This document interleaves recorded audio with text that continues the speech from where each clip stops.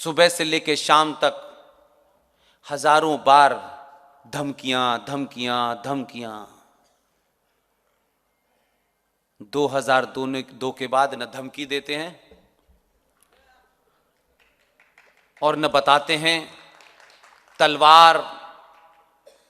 आपने उन्हें बताया नहीं, कायरों, डरपोकों, कायरों की औलाद हो तुम।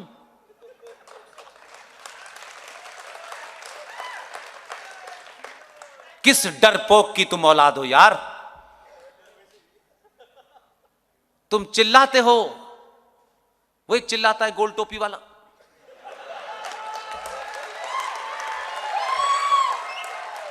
क्या चिल्लाता है भाई? एक बहुत चिल्ला रहा था यूपी में, कहां है वो?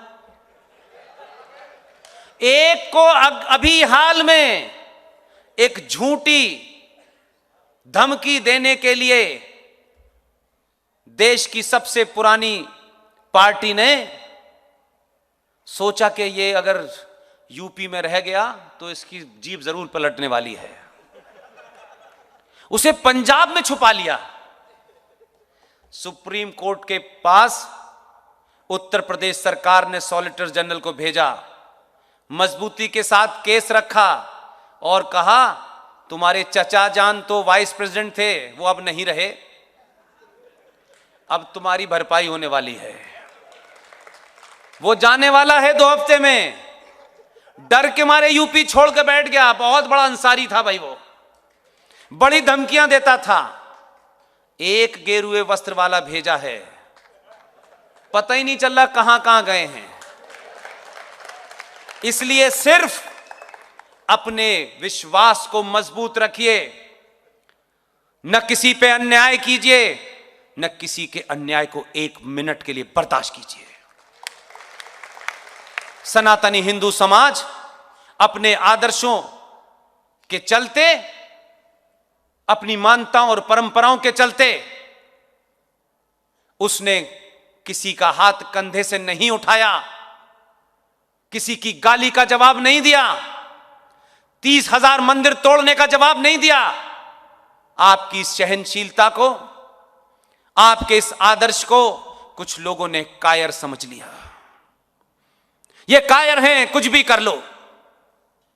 ये बात अलग है कि हिंदू के नाम पर इस देश में 28 पार्टियों ने सरकारें चलाई और जो कायरता का परिचय दिया, उससे दुनिया के सबसे जाहिल लोग, अनपढ़ गंवार लोग, बलात्कारी सभ्यता के लोग, लूट के वाले सभ्यता के लोग, उनको लगने लगा ये कोई सनातन वनातन लोग नहीं है, ये डरपोक लोग हैं। उन्होंने आपको चुनौतियां देना शुरू कर दी। आप उनको चुनौती मत दीजिए।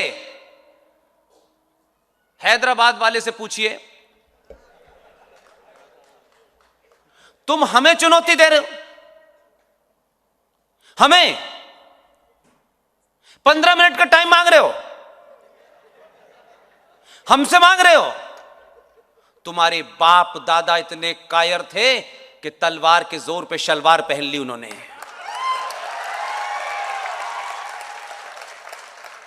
हमारे बाप दादा जब नहीं डरे, हम अब डरेंगे तुमसे? इसलिए भौंक कर मस्जिद में घुस जाना, बाहर मत निकलना। ध्यान रखना, सनातनी 100 किलोमीटर दौड़ाएगा, हाँफते हाँफते ही मर जाओगे, हथियार की जरूरत नहीं पड़ेगी। बार बार गाली मत दो। हमने पूरे हजारों साल में किसी संस्कृति को गाली नहीं दी। हमारी सहनशीलता थी। दुनिया से जो भी सरकार लोग आए, जो भी मजहब आए, कैसे भी थे, कभी हमने उनसे ये नहीं पूछा कि आप अच्छे हैं बुरे हैं। हमने सबको कहा आप यहीं से शुरू करिए। लेकिन तुम उस परंपरा वालों को कह रहे हो हम जब यहां से जाएंगे तो कुतुब मीनार भी ले जाएंगे, लाल किला भी ले जाएंगे। ये तो बताओ कहां जाओगे? बताओ कहां जाओगे? जो डरपोक होते हैं वो हथियार से डराते हैं। आपने तो 2014 में गलत बटन दबा दिया है, उसी से डरे हुए हैं। बार बार कहते हैं जो मिलेगा बहुत। आपको पता नहीं है, हम अल्लाह के अलावा किसी से नहीं डरते। हमने कब कहा तुम डरो? अरे हमारा तो अल्लाह पे तब भी यकीन था और आज भी यकीन है। हम मानते हैं, तुम उसको कायनात कहते हो, हम उसको ब्रह्मांड कहते हैं, और तुम कहते हो रब्बुल आलमीन। इस ब्रह्मांड को, इस कायनात को, इस यूनिवर्स को कोई ताकत है जो चला रही है। हम भी मानते हैं जो कुछ हो रहा है उसकी मर्जी के बगैर नहीं हो रहा। मैं अपनी मर्जी से यहां नहीं खड़ा हूं, मैं अपनी मर्जी से कुछ नहीं कर रहा हूं। मैं नहीं जानता कि ये मैं क्यों कर रहा हूं, कैसे कर रहा हूं, लेकिन कोई शक्ति है जो मुझसे करवा रही है। इसलिए हमारा यकीन रात के 2 बजे भी है, दिन के 1 बजे भी है। तुम कहते हो रब्बुल आलमीन, हमारा यकीन है कि रब जो है चला रहा है कोई, और उसकी मर्जी के बगैर ना कोई पत्ता हिलता है, ना लाइट जलती है, न बारिश होती है, न हवा चलती है। जब तक उसकी मर्जी ना हो। आप भी उसी की मर्जी से यहां आए हैं। जिनके लिए उसकी मर्जी नहीं थी वो नहीं पहुंच पाए होंगे। उसकी मर्जी है इसलिए आप यहां आए हैं। मेरे इंट्रोडक्शन में कहा कि हम बड़े आभारी हैं पुष्पेंद्र जी के। नहीं, मेरा कोई आभारी मत होइए, उसके आभारी रहिए। कोई किसी की जरूरत नहीं पड़ेगी। इसलिए मैं उनसे भी सवाल पूछता हूं, फूलन बाजार वालों से, कि हम तो जब से ये सृष्टि है तब से हमारा यकीन है कि ये पत्ता जब भी उसी की मर्जी से हिलेगा। हम और आप नहीं हिला सकते। जो कुछ भी हो रहा है उसकी मर्जी से हो रहा है। हम तो हजारों साल से मान रहे थे, हम आज भी मान रहे हैं। ये तो तुम्हारे मानने में तकलीफ आ गई कि 2014 में उसी की मर्जी से आया है। उसकी मर्जी थी। कुरान मजीद में एक आयत है, सूरे निसा। सूरे निसा क्या कहती है? सूरे निसा कहती है कि अल्लाह अपने मानने वाले, जिनका मुसल्लत ईमान है, कंप्लीट ईमान है, अल्लाह उनसे बात करते हैं और कहते हैं कि मैं तुम्हें इस धरती जमीन पर भेज रहा हूं। मैंने कुछ कानून बनाए हैं, मैंने कुछ हिदायतें दी हैं, इंस्ट्रक्शन दिए हैं।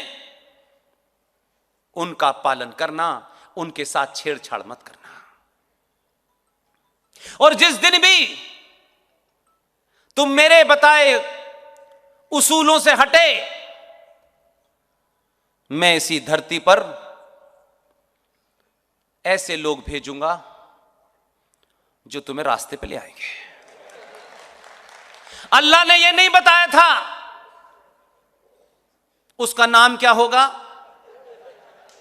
उन्होंने नहीं बताया था कि वो आदि आस्तीन का कपड़ा पहनेगा, सफेद रंग की दाढ़ी होगी। अल्लाह आजिद आ गया तुम्हारी मक्कारियों से, तुम्हारी जहालत से, तुम्हारी हत्यारी मानसिकता से। इसलिए अल्लाह को लगा कि 2014 में भेजो, नहीं ये पूरी कायनात को, इस धरती को मार काट करके समाप्त कर देंगे। इनको मैंने इंसान बना के भेजा था, ये जानवर हो गए हैं। अल्लाह ने बहुत समझाया। ये प्यार से बात करता है, ये जानता है तुम कौन हो, मैंने ही इसे भेजा, इसकी बात मान लो। नहीं माने, बहुत समझाया, पूरे 5 साल दिए। उन्होंने कहा ये तो जरूरत से ज्यादा ढीठ और मक्कार हैं, एक और दूसरा भेजो। अब जब वो पार्लियामेंट में भाषण कम देता है, आस्तीन ज्यादा चढ़ाता है, तो लोगों को समझ में आया अल्लाह की बात मान लेनी चाहिए। लेकिन अभी भी बहुत सारे कह रहे हैं नहीं नहीं नहीं, अभी नहीं, हमें तो अल्लाह पे यकीन है, तो अल्लाह नहीं तो भेजा, यकीन किस बात का है?